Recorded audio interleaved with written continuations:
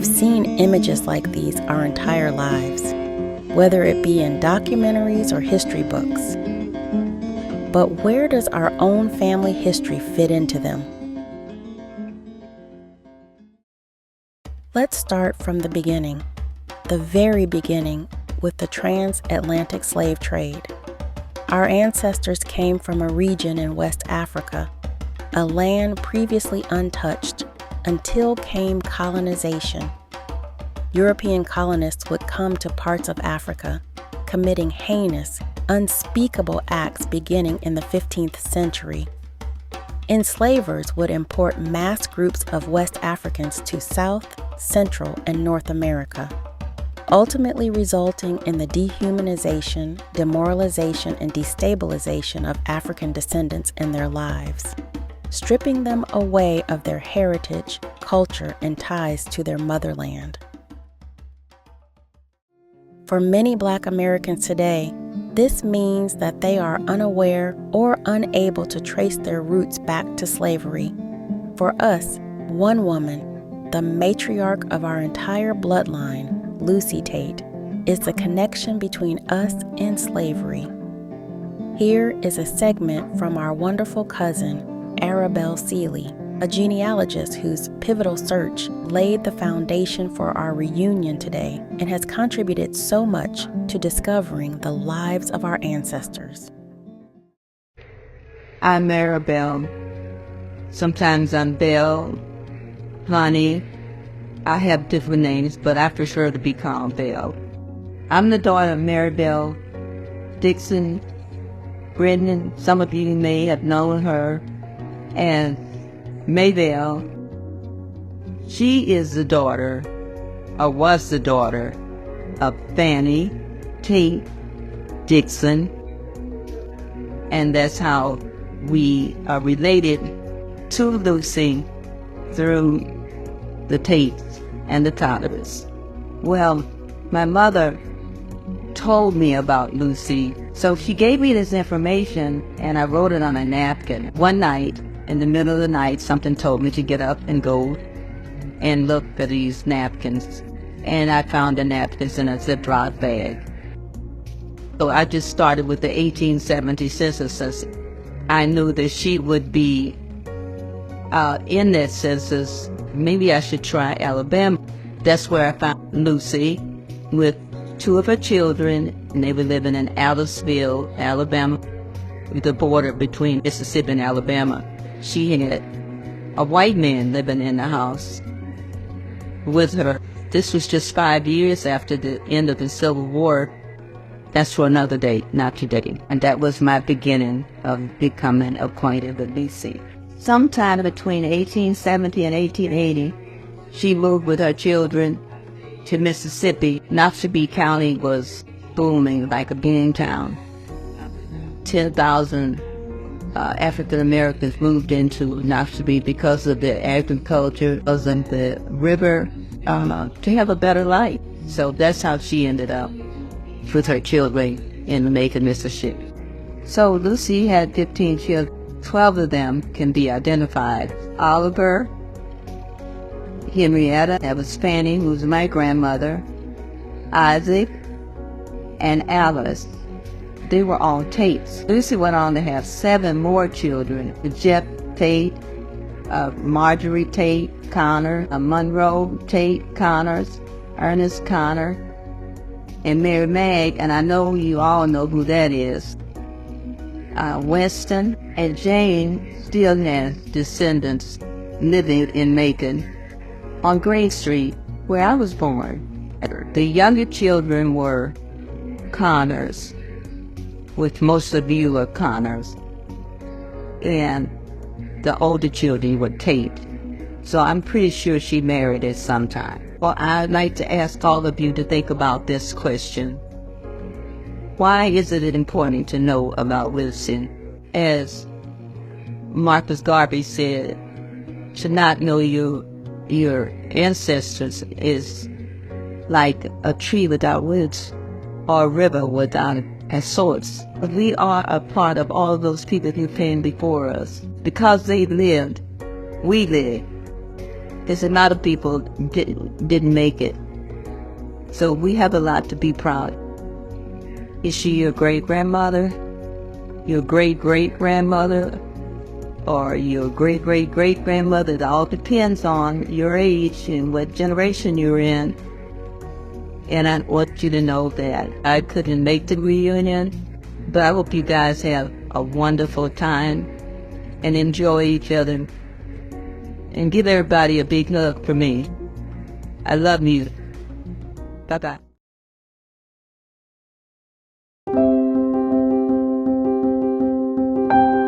There is some discrepancy regarding her birth. Across all records she's present in, Lucy's birthplace changes from Alabama, Georgia, and Virginia. It's incredibly likely that Lucy did not know her age. What we are sure of is that Lucy was born between 1837 and 1847. Lucy worked as a housekeeper, domestic servant, and cook throughout her life. She was unable to read or write, lived on a farm rather than a house, and rented her property. In 1900, the final census she was listed in, Lucy was marked as widowed, whom her spouse is yet to be discovered. The state did not record death records for Black people yet. However, it's estimated that Lucy died before 1910. As Bell confirmed, Lucy Tate had 15 children, 12 of whom we know of. Here's more about them, starting with her firstborn, Oliver Tate. Oliver Tate was presumably born in 1866 in the town of Fairfield in Pickens County, Alabama. At age 14, he would go on to work as a domestic servant. As an adult, he moved to Bardwell, Kentucky to work as a farm laborer. Between 1900 and 1910, Oliver married his wife, Bessie Barnett, and sadly lost her just a few years later, leaving him widowed. In later adulthood, Oliver would work diligently alongside learning how to read and write. Oliver's last census appearance was in 1920. He did not have any known biological children, but adopted a young boy named Willie Bird and welcomed him into his family.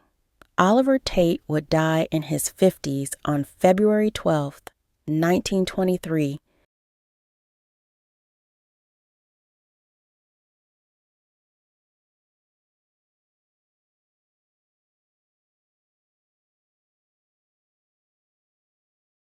Lucy's second-born child was named Henrietta, affectionately called Sis Rhett, by her siblings, nieces, and nephews. She was approximately born in 1868 and was born in Fairfield, Alabama, like her brother. As an adult, she would follow her mother to Mississippi. However, instead of settling down in Noxubee County, she would find her new home in Columbus, Mississippi. Henrietta is remembered as being short with brown skin and shoulder-length hair. She would only have one child, a daughter, going on to have at least 8 grandchildren. Lucy would also have son and daughter Isaac and Alice near this time. What happened to them after their appearance in the 1880 census is unknown. Similarly, around this time, Lucy would have daughter Margaret or Marjorie, referred to as Aunt Marg. Currently, we believe Aunt Marg to be Margaret Cook, who lived next to Lucy in young adulthood and moved to West Point, Mississippi later in life. She is remembered as being tall, slender, and darker-skinned. Similar to Isaac and Alice, Lucy would have 2 sons whose lives were shrouded in mystery, Winston and Monroe. Little is known about them, except that one worked for the town sheriff and died in an accident. On the contrary, Lucy's 2 youngest children, daughter Jane and son Ernest, are heavily documented. Ernest Connor was approximately born in 1884. At age 16, he worked as a farmer for his family. Ernest would remain in Noxubee County as an adult, and in 1902 married wife Hattie. As time passed, he continued to work in the farming industry and worked on his own account. His farm was rented, and he worked every single day of the year. Once he was older in age, around 70, it's likely he no longer had the physical capability to do consistent heavy farm work. Thus, he changed occupations and worked as a farmhand. Around this time, Ernest and wife Hattie raised their grandson Ernest Jones. Together, they had at least 3 children, Lily, known as Flutie, Joseph, and Albert Connor. It's unknown what year he died, but we can assume it was in the 1960s. Ernest is remembered as looking almost entirely white and was mistaken as a white man by younger family members. He was very tall, bulky, and had blue eyes and light hair. Jane was Ernest's little sister and Lucy's youngest child. She was approximately born in March 1889. At just age 11, Jane was working as a domestic servant instead of going to school. She would never learn how to read or write. Again, like many of her siblings, she would work in the farming industry as an adult. She moved away from Noxubee County and lived in the town of Cochran, in her mother's previous home of Pickens County, Alabama. She married her husband, Johnny Barber, at age 18. By age 21, she had 2 kids, Maddie, Martha, and Ethel Barber. In 1920, Jane would manage her home farm, along with taking care of now 4 kids, welcoming children Bessie and Curly into the family. Later in the decade, Jane would lose her husband and immediately moved in with her brother Ernest. She aided him with his farm, but did not receive any earnings from doing so. Her youngest children, Bessie and Curly, along with her grandson Isaac, would follow her along. Jane was remembered as short and thin with hazel eyes. Jane's date of passing was unknown. Some of you all may have noticed that 2 children went unmentioned. 2 sisters who we owe our existence to today, Fanny Tate Dixon and Mary Maggie Connor. Fanny Tate was Lucy's 3rd child and 2nd daughter, born after Sister Henrietta and before brother Isaac. She was presumably born in Noxubee County, Mississippi, on April 2, 1873. Fanny worked as a farm laborer and, as a young adult, moved across the Mississippi-Alabama border to the familiar county of Pickens, Alabama. In 1893, approximately age 20, Fanny would marry Sing Robert Dixon, a Noxubee County native. Out of this union, they would have 13 children: Marg, Johnny, Emmett, Lucy, Alma, Fanny Little, Caroline, Robert Jr., Corin, Ethel, Ernest, Sonny, and Mary Bell. Fanny continued to work as a farm laborer until the latter half of the 1910s. Although she would no longer have a conventional occupation, Fanny worked diligently, taking care of her family, raising her children, and being a homemaker. Fanny's husband, Sing Dixon, would pass away in 1931. No longer having the means to financially provide for her family, Fanny began working as a servant for all 52 weeks of the year. Fanny would pass away on December 15, 1970, at age 98. During Fanny Tate Dixon's life, she maintained a close bond with little sister Mary Maggie Connor, who often lived just a few doors down the street. The majority of us in attendance today are direct descendants of Maggie. Here's her story. Mary Maggie, affectionately called Variations of Mama Mag, was born to Lucy Tate on the 18th of May, 1879. Although some documents list her birth year as 1882 or 1880, through DNA, we were able to confirm exactly who Maggie's father was. If we go back to 1880, around the time that Lucy would have been pregnant with Maggie, we can see that she had a white family living next door to her. In this family was a 30-year-old farmer named Edwin Ruthven Connor. He would father Maggie, Jane, and Ernest. Maggie never really talked about her childhood. She was never afforded a proper education, and like most of her family, she didn't know how to read or write. All of her documentation indicates that she worked as a farmer, but stories imply that she also worked as a servant, taking care of white children. Maggie would have 12 children, 2 sons dying in infancy.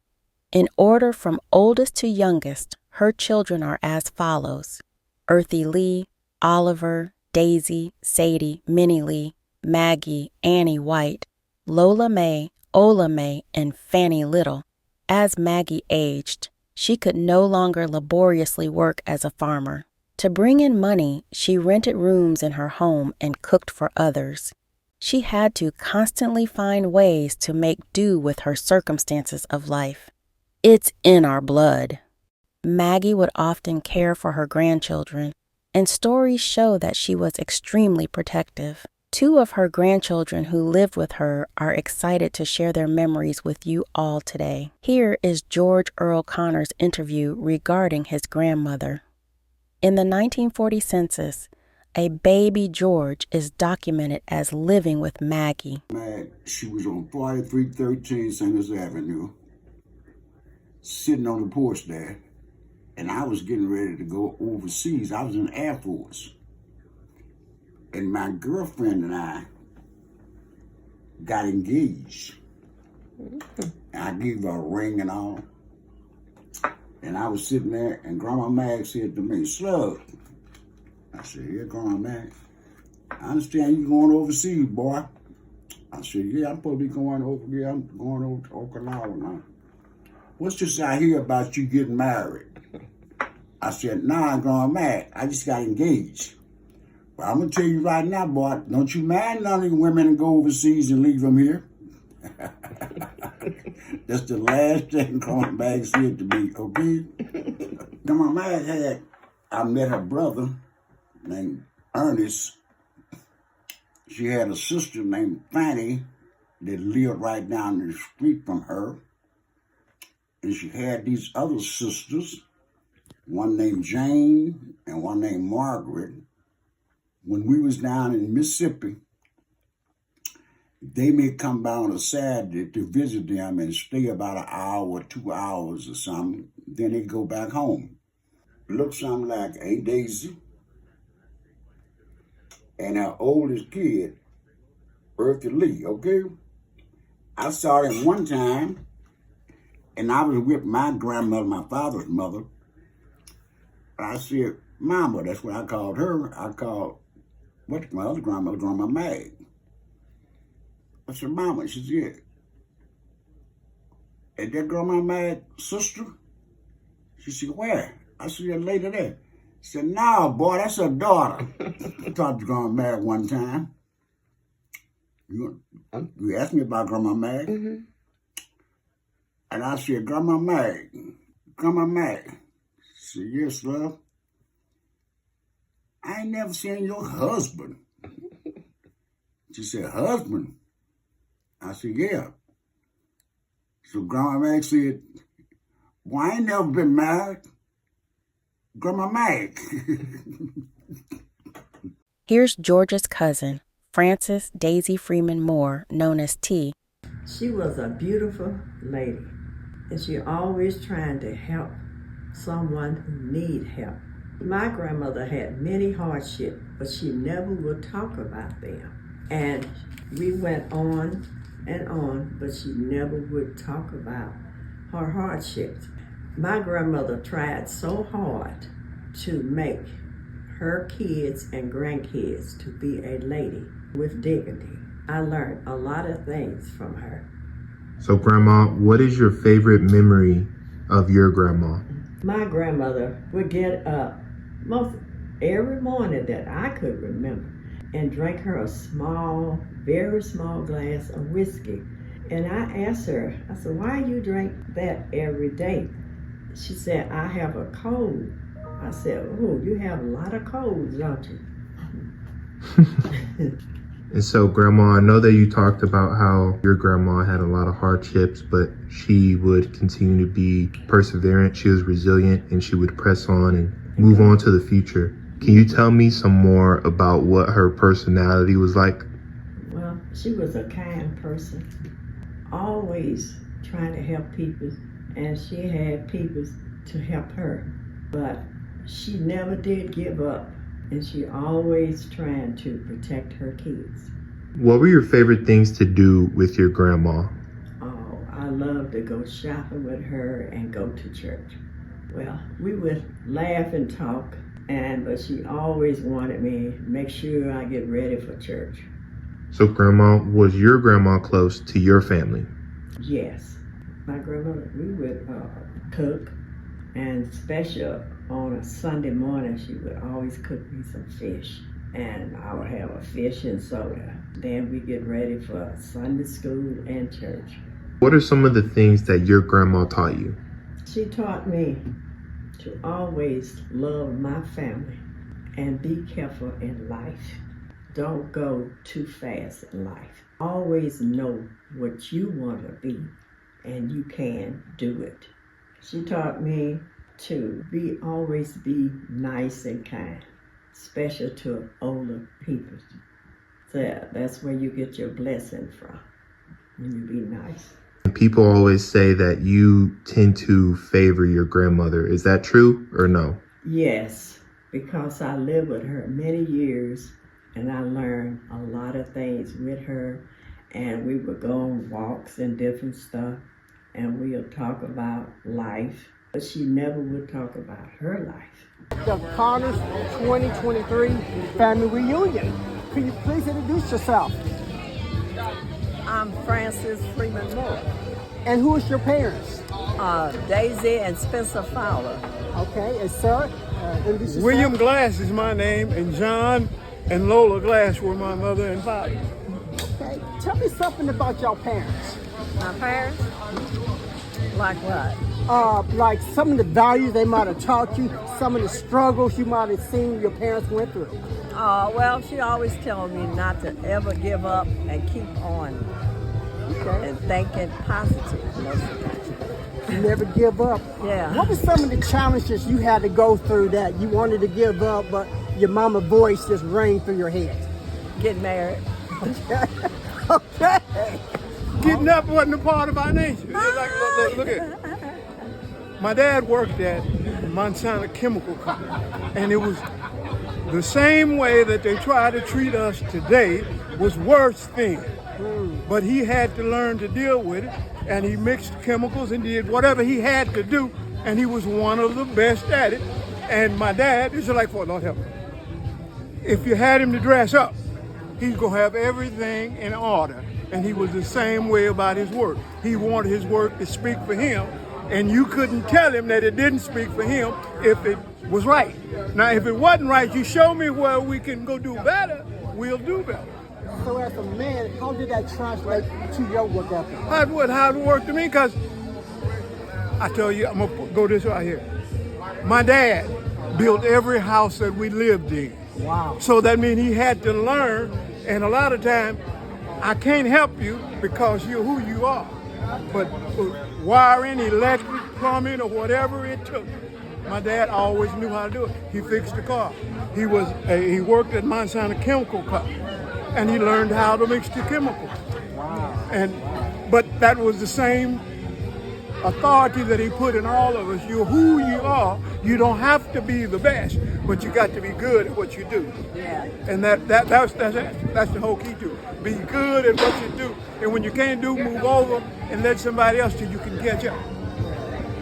But you don't move out. Was the best cook. Okay. Tell us about your nicknames. How y'all got your nicknames? I hear Okay. T, I'm hearing Bud. Okay, the way they was told to me, I was very small. And my aunt said, look at that T-Nicey baby. And so they started calling me T-Nicey, and everybody said, no, let's call her T. Okay. My aunt, ain't white, she named me that. Okay. It's silly, Okay, but now that's- Bud came from my aunt's husband, and he was a fat man, but he was able to do what he needed to do, and he just had confidence in what he was doing, and it just transferred. Bud can do it. So that's the way, So what were some of y'all good, bad, ugly memories y'all had growing up? That's a tough question. Yeah. One of the toughest things is that You have to know you, and you know what your limits are. In other words, Lord help me. If I'm a basketball player, I'm a good three-point shooter, but I can't hit no two. Well, I don't go in the three-point range. I mean, in the two-point range no more than what I have to. I stay in the range where I can exceed. So that's one of the gifts. And sometimes, Lord help me, one of the toughest lessons I had to learn, how to shut up sometimes. Sometimes when you're talking to people or whatever, you can give away too many of your strategies and you'll stumble over the line. But when you keep your stuff to yourself sometimes and be quiet, you can move around and do whatever. You understand what I'm saying? You have to be negative, but you can't always divulge all of your secrets. It's like, Lord help me, I was a tool maker, and they had some jobs that they wanted to give them all to me, and Lord help me. You see this trench down there like this, on every tool that we've made, had to have a trim line. And the trim was sitting them was 125. And I had trimmed so many 125 till I could look at one. That's a little off, that's a little whatever. And how you learn how to do that? It's because it's what I had to do all the time, and I couldn't let you tell me that I couldn't do it, and you could always do it better than I could. And all I'm saying is, you have to know what ground belongs to you, and when I say what ground belongs to you, and how to stand and hold your ground. Well, what about you? Okay, my mother always taught us, don't let things environment in you. You know, you would feel free to speak to me anytime. And you can tell me anything, but I know I couldn't. So good parenting advice. Yeah, she would give you good advice, you know. And what she tell you usually is true. Okay. You got two more questions. What was your favorite, maybe book, sports, Bible verse, hobbies? Well, I was raised up around and in the church all the time. And the Lord gave me this. If you give me some ground and give me some ideas, I can talk on it. So whatever we learned in some Sunday school, I could always do a review mentally, because if I hear it, I can repeat it. And don't let me know it. That's all. Yeah, favorite hobby, books, sports, Bible verse? Well, I like to read the Bible, you know. Okay. Certain verses, you know. Okay. And my last question is, what can you pass on to the next generation? Advice to the next generation, wisdom to the next generation. You have to know who you are, what space you can hold, and don't let nobody put you in a box. And what I'm saying, they put you in a box. For instance, if I had to get out of here, what would be the fastest way for me to get out of here? Would I go that way, or go around this way? But mentally, I have to, if I'm in a place, I've got to know what I can do in that place to make a move. And if it means going back this way and going around that way, it might be the best way. So that's what you got. What can I do that's going to better me? Okay, I'm just saying, be yourself. And whatever you want to be, make an effort to do it. You know. And introduce yourself one more time. Okay. Name again? Francis Freeman Moore. Okay. William Glass. All right, thank you. Okay. Maggie passed in her sleep of a heart attack on June 4th, 1961 in Macon, Mississippi. Our family history is a rich one, and it's important that we share the stories of our ancestors. Think about how they feel now, looking down at us all together. Without them, we would never be able to experience the joys of family,